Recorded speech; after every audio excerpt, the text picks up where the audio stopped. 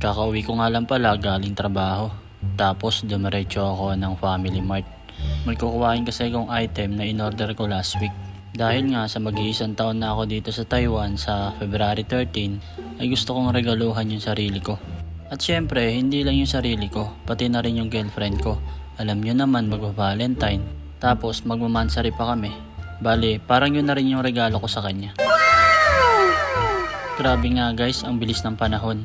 Parang kailan lang kakapunta ko lang dito sa Taiwan. Pero sa February 13, mag-iisang taon na ako. At dito nga guys ay nakuha ko na yung item na in-order ko last week. At makikita nyo kung gaano kalakas yung hangin. Sobrang lamig nga naman ngayong araw na to. Pag uwi ko nga at pagkatapos ko magbihis, ay tara, samahan nyo akong mag-unboxing. Itong oras nga na to ay excited na akong buksan yung item na to.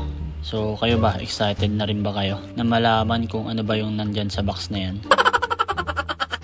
Tara, fast forward ko na yung pagbubukas. Habang binubuksan ko nga yung box na yan, ay naalala ko lang nung time na nasa Pinas ako na gusto ko man bumili ng ganto pero hindi ako makabili. Kasi nakaugalian ko na kapag pwede pa naman gamitin, hindi na muna ako bibili. Tsaka hindi rin naman kasi ganun kalaki yung sinasahod ko dun sa mga past na trabaho ko. Kaya kahit na gusto kong bumili ay hindi na lang ako bumibili. Kung ano lang yung kailangan kong bilhin, yun lang yung mga binibili ko. Yung in-order ko nga pala ay couple shoes na Jordan. Matagal ko na nga palang gustong bumili nito nung nasa Pinas ako. Kaso nga lang dahil low budget so hindi ako makabili. Ito nga palang unang box ay para sa girlfriend ko. So ang size na in-order ko sa kanya ay size 37. So ayan na nga guys, so buksan na natin. So ayan nga, may libre siyang medyas.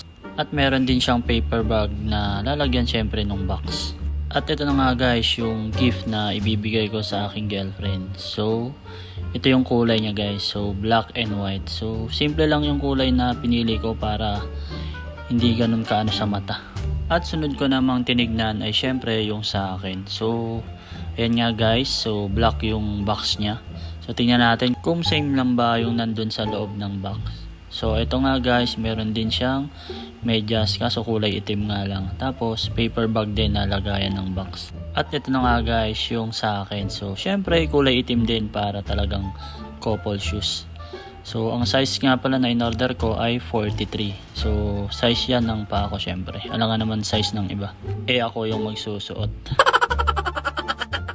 At pagkatapos ng tignan ay binalik ko na muna sa box.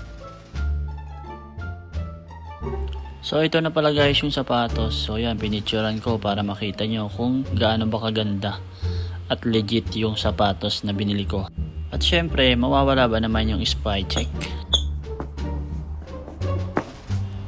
Tapos sabay isusum mo kung gaano kaganda. So yan nga guys yung binili kong sapatos. Kaya sa lahat ng mga gustong umorder ng sapatos na to, so message nyo lang itong Facebook page na to. So yun lang guys, maraming salamat sa panonood. Bye bye!